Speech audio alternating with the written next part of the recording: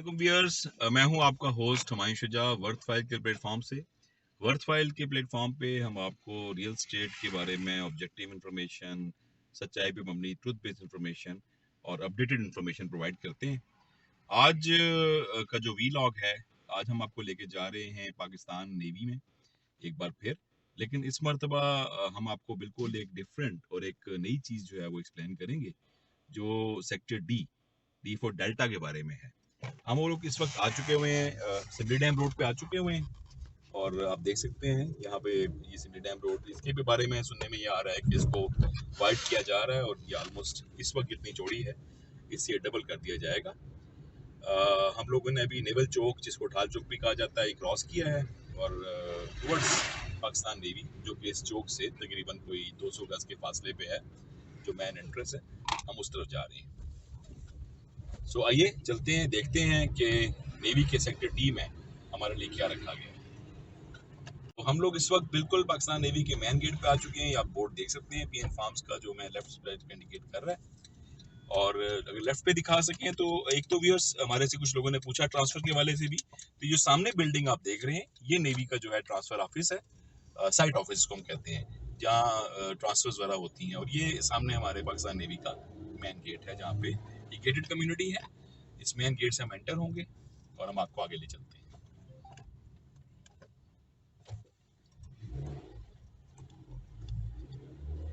जी, ये sector A है, जिस तरह से हम पहले बता चुके हुए, इन तफसीलात में दोबारा नहीं जाएंगे।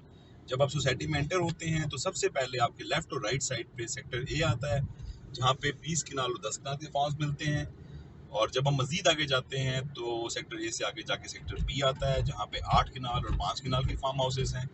और बी में से जब आप स्ट्रेट जाते हैं आगे तो सेक्टर सी आता है, जहाँ पे से आपके पास 5 किनाल के फार्म हाउसेज हैं। सबसे जो बड़ा सेक्टर है वो सेक्टर सी है, जिसमें 350 के करीब फार्म हाउसेज के प्लॉट्स हैं। यहाँ बहुत तेजी से डेवलपमेंट्स हो रही हैं in terms of construction of new farm houses. On average हम जब यहाँ आते हैं तो वीकली बेसिस पे किसी न किसी नए फार्म हाउस की जो है वो अर्थ ब्रेकिंग हो रही होती है, या कंस्ट्रक्शन हो रही होती है, या वो अपने अगले स्टेज पे जा रहा होता है।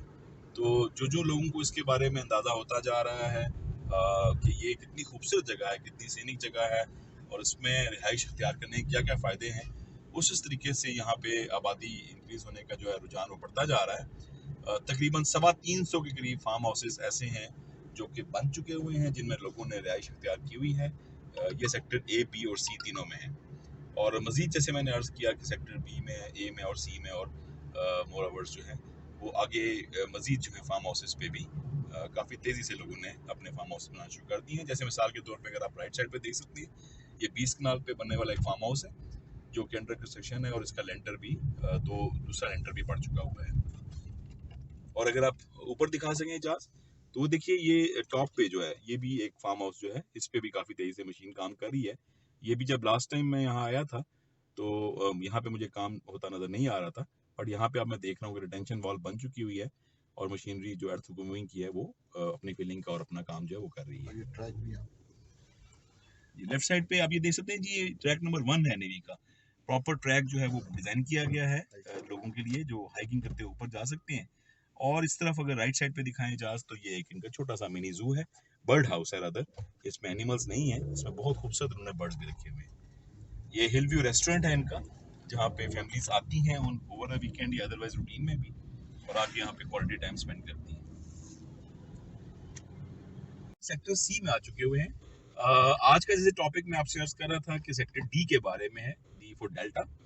सी सेक्टर, जब सेक्टर सी में आप आते हैं, when you this way on the main boulevard, left पे आप देख रहे हैं मेन बुलेवार्ड के प्लाट्स हैं। जिस तरह से मैं अर्ज कर रहा था कि बहुत तेजी से कंस्ट्रक्शन हो रही है यहाँ पे, लोगों ने घर बनाना शुरू कर दिए हैं। और आप देख सकते हैं कि उल्टे हाथ पे काफ़ी सारे घर बन चुके हुए हैं। जब सेक्टर सी में आप स्ट्रेट जाते हैं मेन बुलेवार्ड पे, तो एक जगह आके एक टी जंक्शन बनता है।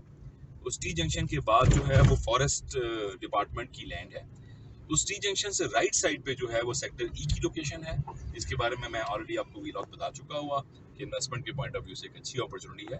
और उस टी जंक्शन से अगर हम लेफ्ट ले लेते हैं तो सेक्टर डी को एक्सेस कर लेते हैं। तो ये कह लीजिए कि निशानी है कि सेक्टर सी में टी जंक्शन से राइट पे ई सेक्टर है और लेफ्ट पे सेक्टर डी है। जी नाजरीन, अब यहाँ पे जब हम देखते हैं तो ये एक गेट नजर आता है हमें पाकिस्तान नेवी का। इस गेट से हम एग्जिट लेंगे। इस गेट के बिल्कुल सामने एक और गेट है जो कि एंट्री है सेक्टर डी की। क्योंकि पहले एक्सेस नहीं थी, रोड्स वगैरह नहीं बनी हुई थी, इसलिए हम आपको अर्लियर व्लॉग में इसके बारे में बता नहीं पाए। यहाँ से हम लोग अब ये रोड क्रॉस कर रही है, प्राइवेट रास्ता है, इसको मेरा बैकवाल रोड कहते हैं। और ये रोड जो है ये अंगूरी की तरफ चली जाती है, अंगूरी से आप पतरा डायमरी को एक्सेस कर सकते हैं। This is sector D. अब हम इसमें एंटर हो चुके हैं। आप देख रहे हैं कि यहाँ पे डेवलपमेंट का काम हो रहा है। अगर सीधे आप पे दिखा सकें, ये प्रपोज ब्रिज है। बेसिकली नेवी की प्लानिंग के मुताबिक इस ब्रिज के थ्रू जो है वो सेक्टर डी को सेक्टर ई के साथ लिंक किया जाएगा, ताकि इनके रेजिडेंट्स को इस जो एक प्राइवेट रोड है इस पे ना आना पड़े। तो ये जो है ये एक रेस सरफेस है जो कि प्लान कर दी गई है for the sake of bridge. और इस ब्रिज के थ्रू मैं फिर रिपीट कर दूं, सेक्टर सी और सेक्टर डी को आपस में लिंक किया जाएगा। हम आपको आगे लिए चलते हैं। यहाँ पे इस वक्त हम ये मैन बुलीवार्ड से एंटर हो रहे हैं, जो कि अभी इस वक्त ऑब्वियसली अंडर कंस्ट्रक्शन है। यहाँ डेवलपमेंट का काम जो है वो काफ़ी तेज़ी से, खास तौर पे पिछले 1.5 से 2 महीने में शुरू हुआ और काफ़ी तेज़ी से कंटिन्यू हो रहा है। जो खूबसूरत व्यूअर्स, ये वो रोड है जिस रोड से हमने एक्सेस किया है जगह को। हम लोग इस वक्त सोसाइटी के अंदर डी ब्लॉक के अंदर एक ऊंची जगह पे आ चुके हुए हैं। इंटरेस्टिंगली जिस जगह हम खड़े हुए हैं ये भी वैसे फार्म हाउस प्लॉट ही है, बट अगर आप सामने देख सकते हैं जहाँ पे आपको एक अच्छी सी रोड नजर आ रही है, यहाँ से हम अभी सेक्टर डी के अंदर एंटर हुए थे और वो मशीन में आपको काम करते हुए दिखाई थी। अगर एजाज एक पैनोरामिक व्यू दिखा सकें, एजाज इस कैमरे से सेक्टर डी की जो है अदर साइड जो है वो भी दिखा सकें जी। तो आप ये देख रहे हैं कि ये सेक्टर डी की सारी लोकेशन है और ये सामने ये सारा एक्वायर्ड है। इस पे जो है वो चार दीवारी वगैरह लगा दी जा चुकी हुई है, मशीन्स यहाँ पे भी काम कर रही हैं। ये एक और मेन बॉलीवार्ड है इनका, मजीद मैं आपको डिटेल बताता हूँ।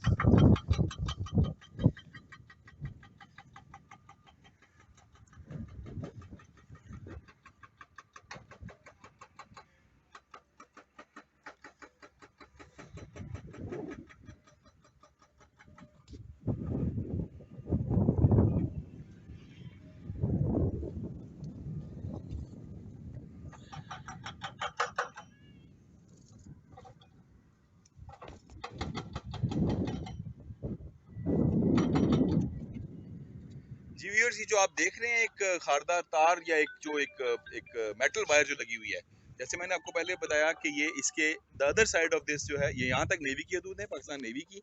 इसकी जो दूसरी साइड पे है ये फॉरेस्ट डिपार्टमेंट की लैंड है। तो बहुत कम लाइकली चांसेस हैं, बल्कि ना होने के बराबर कि यहाँ पे कोई किसी किस्म का कोई कमर्शियल प्रोजेक्ट जो है वो लॉन्च हो सके। तो इसका मतलब ये हुआ कि इस प्रैक्टिकली सेक्टर डी के बाद एक गवर्नमेंट की एक ज़मीन है जो फॉरेस्ट डिपार्टमेंट के इख्तियार में है और ये डिमार्केशन कर दी गई है। सामने भी अगर आप देख सकते हैं यही जो है हमारी बात जो वायर है ये जा रही है, जो इंडिकेट कर रही है कि नेवी की हदूद, हम इस वक्त नेवी की हदूद के अंदर खड़े हुए हैं। व्यूअर्स देख लें, अब आपके लिए जो है वो व्लॉग बनाते हैं, हम पहाड़ों पे भी चढ़ जाते हैं और जैसे पहले आपने जहाज साहब को देखा, कभी हम खेतों में चले जाते हैं। लेकिन पार्ट ऑफ द लाइफ जी, हमने आपको एक ऑब्जेक्टिव इन्फॉर्मेशन प्रोवाइड करनी है, अपडेटेड इन्फॉर्मेशन प्रोवाइड करनी है, तो अच्छा है, हल्की फुल्की एक्सरसाइज भी हो जाती है। मैं अपने सिलसिला मालूमात को आगे बढ़ाता हूँ। सेक्टर डी की बात हो रही थी। सेक्टर डी जो है वो अपेरेंटली सेक्टर ई नेवी के बाकी सेक्टर से थोड़ा डिटैच इस तरह से ज़रूर है कि दरमियान में से एक प्राइवेट रोड है।